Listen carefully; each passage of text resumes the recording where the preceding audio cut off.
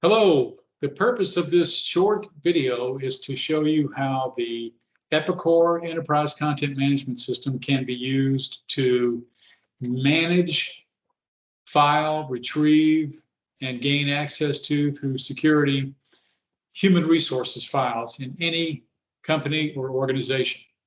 So this software product is a web browser-based solution. See, there's the URL that you would go to. You log into it using your standard email address. And then after that, you have a lot of power at your fingertips here. So we're just going to jump right in and show you a demo for human resources files. So first of all, let's say that you have an employee whose name is Dean Barker, and you want to look at everything in his file. So you would just type Dean Barker, and this is called the quick search bar. And this is the Epicor Enterprise Content Management System. Dean Barker right there, quick search bar, and click search. And now we have his entire file, which is quite a few documents, as you can see there. Each of these columns is sortable. So if I clicked on the document year, it's going to show me the oldest documents associated with Dean go back to 2012. If I click it again, the newest ones, these two are from 2022. I can actually sort on any of these columns that I want to. And the column arrangement, each user can decide what columns they want to display in their dashboard and in what order they want to display them. I like just having employee name with the employee number right there. And then something called document section. What this is pretend this is like a Pendaflex folder. So you would have benefits and payroll folder, and in it would be benefits and payroll related documents, outstanding wages, summary of coverage, G4, 8850, et cetera. And then here is the confidential portion of the file, like drug test results, and then the regular HR file, interview notes, confidentiality agreement, and then the I-9, which stands by itself, medical file, and then the recruitment file. By the way, the employee themselves can have access to a subset of their own file if they want to, if you want to give them access maybe to their own medical records. But everything, needless to say, everything that's in the system is highly secure and basically not vulnerable to water damage or fire or theft or anything else like that. So people can't willy-nilly come in here and delete things or whatever. So it's tightly controlled in the cloud and safe for the entire time that you use this system. So again, that's finding the entire Dean Barker file. If I want to find just the Dean Barker I-9, boom, look at that. Just one thing, I found the needle in the haystack right there. It's the I-9 from Dean's file. There it is, and I can zoom in and out and see any information I want to in it.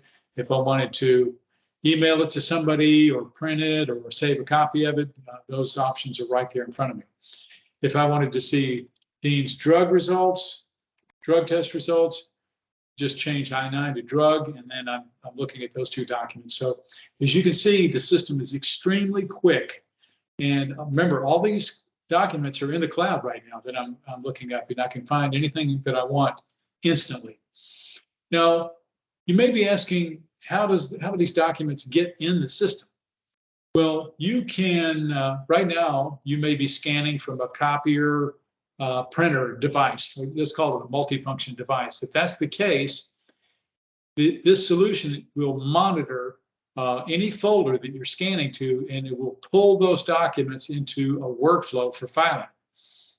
So if throughout the day, every time you get a document, a printed document from somebody, then you go to your copier printer device and scan it, it'll show up right here in the list of things that have been scanned in. See, this was scanned in, but it doesn't have the name, the document section, document type, or anything else. All the metadata that we would search by, like we were searching a minute ago, is not there yet, okay? But it's really easy to apply that metadata. If we decide to try to file one of these, just double click on it. And as you can see, I'm zooming in. I can zoom in and out wherever I have my mouse. I can zoom in close if I need to look at this more closely. So let's say this employee is Shannon Devon, okay? I can tab to the next field. And by the way, I'm pulling Shannon's name from your CRM or human resource information system. Why do I not want people to type this in? Well, somebody could put DEVO in.